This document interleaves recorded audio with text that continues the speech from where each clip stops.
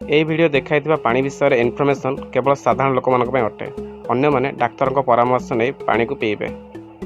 ଜଳ ବହୁଳେ ସୃଷ୍ଟିନାଶ ଓ ଜଳ ବିହୁନେ ସୃଷ୍ଟିନାଶ, ଏହି କଥା ସହ ସମସ୍ତେ ଅଳ୍ପ ବହୁତ ପରିଚିତ ଥିବେ।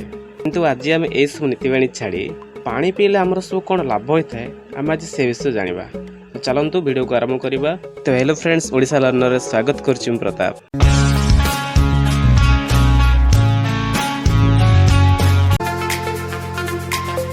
ସାଙ୍ଗମାନେ, ପଲ୍ୟୁସନ୍ ମାତ୍ରା ବଢ଼ିବା ଯୋଗୁଁ, କେମିକାଲ ପାଇଁ ଓ ଫାଷ୍ଟଫୁଡ଼୍ ଖାଇବା ଯୋଗୁଁ ଆମ ଶରୀରରେ ଟକ୍ସିନ୍ର ମାତ୍ରା ବଢ଼ିଯାଇଥାଏ। ଏହି ଟକ୍ସିନ୍ର ମାତ୍ରା ବଢ଼ିଯିବା ଯୋଗୁଁ ପିଠି ଯନ୍ତ୍ରଣା, ଏନର୍ଜି ଲେଭେଲ୍ ଲୋ ଆଦି ରହିଥାଏ। ତେଣୁ ସେଥିପାଇଁ ଦୈନିକ 12 ଗ୍ଲାସ୍ ପାଣି ପିଇଲେ ବଡ଼ି ହାଇଡ୍ରେଟ୍ ରହିଥାଏ, ଆମ ଶରୀର କ୍ଲିନ୍ ରହିଥାଏ ଓ ଫ୍ରେଶ୍ ରହିଥାଏ। ସାଙ୍ଗମାନେ, ଯେଉଁମାନେ କହିଥାନ୍ତି ତାଙ୍କୁ ଭୋକ ହୁଏ ନାହିଁ, ତାଙ୍କ ପାଇଁ ଏହି ଟିପ୍ସଟି ବହୁତ କାର୍ଯ୍ୟକାରୀ ହୋଇଥାଏ।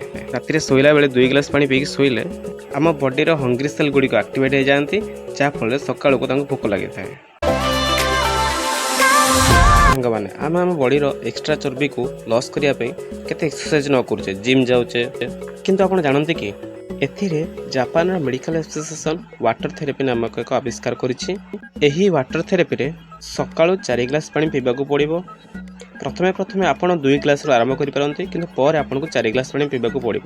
ଆଉ ପାଣି ପିଇବାର 35 ମିନିଟ୍ ପର୍ଯ୍ୟନ୍ତ ଆପଣଙ୍କୁ କିଛି ଖାଇବାକୁ ପଡ଼ିବ ନାହିଁ।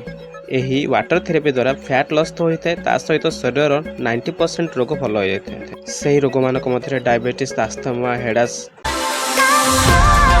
ସକାଳୁ ଖାଲି ପେଟରେ ପାଣି ପିଇଲେ ଆର୍ବିସିର ପରିମାଣ 10 ଗୁଣା ବୃଦ୍ଧି ହୋଇଥାଏ।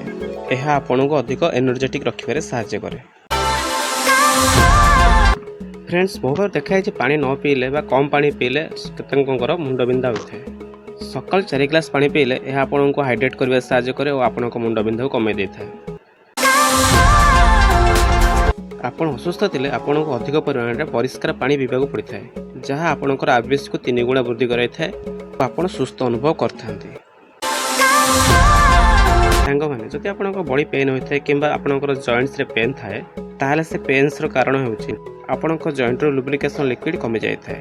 ଦିନକୁ 12 ଗ୍ଲାସ୍ ପାଣି ପିଇଲେ ଏହି ଲୁବ୍ରିକେସନ୍ ଲିକ୍ୱିଡ଼ର ପରିମାଣ ବୃଦ୍ଧି ପାଇଥାଏ, ଯାହାଦ୍ୱାରା ଆପଣଙ୍କ ଯନ୍ତ୍ରଣା କମିଯାଇଥାଏ। ଏଥିରୁ ଆମେ ଶିଖିଲେ ଦୈନିକ 12 ଗ୍ଲାସ୍ ପାଣି ପିଇବା ଉଚିତ ଓ ସକାଳୁ 4 ଗ୍ଲାସ୍ ପାଣି ପିଇବା ଉଚିତ ଓ ଶୋଇବା ପୂର୍ବରୁ 2 ଗ୍ଲାସ୍ ପାଣି ପିଇକି ଶୋଇବା ଉଚିତ। ତ ଫ୍ରେଣ୍ଡସ୍, ପାଣି ପିଇବାର ବେନିଫିଟ୍ ଆପଣଙ୍କୁ କେମିତି ଲାଗିଲା? ଯଦି ଆପଣଙ୍କୁ ଆମ ଭିଡ଼ିଓ ଭଲ ଲାଗିଲା, ତାହେଲେ ଆପଣ କମେଣ୍ଟ କରନ୍ତୁ, ଆମ ଭିଡ଼ିଓକୁ ଲାଇକ୍ କରନ୍ତୁ ଓ ଆମ ଚ୍ୟାନେଲକୁ ସବସ୍କ୍ରାଇବ୍ କରନ୍ତୁ। ରହିଲି, ଜୟ ହିନ୍ଦ।